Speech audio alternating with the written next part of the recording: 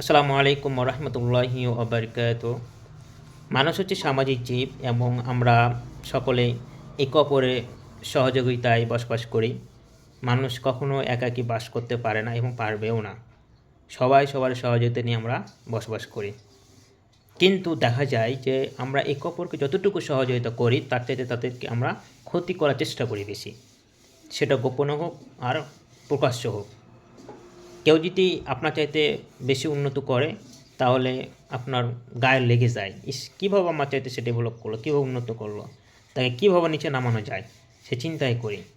আমাদেরকে পরিচিত আমাদের পাড়া প্রতিবেশী কেউ যদি উন্নত করে, তার ব্যবসায় ভালো চাকরি পাইলে, আমার চাই যে সে ভালো টাকা ইনকাম করে, চাকরি বড় করে, তাহলে আমরা চিন্তা করি তাকে কীভাবে নিচে নামানো যায়, সে চিন্তা আমরা ব্যস্ত। কিন্তু রাসূল সাল্লাল্লাহু আলাইহি সাল্লাম বলেছেন, কেউ যদি অপরের ক্ষতি সাধন করে তাহলে আল্লাহ সুবহানাহু ওয়া তাআলা তার ক্ষতি করবেন। নাউজুবিল্লাহ, কি মারাত্মক একটা হাদিস! যে আমি যদি কারো ক্ষতি করি, আমি যদি অন্য কাউকে ক্ষতি করি তাহলে আল্লাহ সুবহানাহু ওয়া তাআলা তার ক্ষতি করবেন। হাদিসটি আবু দাউদ শরীফের 36-35 নম্বর, 3635 নম্বর হাদিস শরীফ। অতএব আসুন আমরা একে অপরের ক্ষতি না করে আমরা একে অপরকে সহযোগিতার হাত বাড়িয়ে দিই এবং হিংসামুক্ত সমাজ গড়ি। আসসালামু আলাইকুম ওয়া রাহমাতুল্লাহি ওয়া বারাকাতুহু।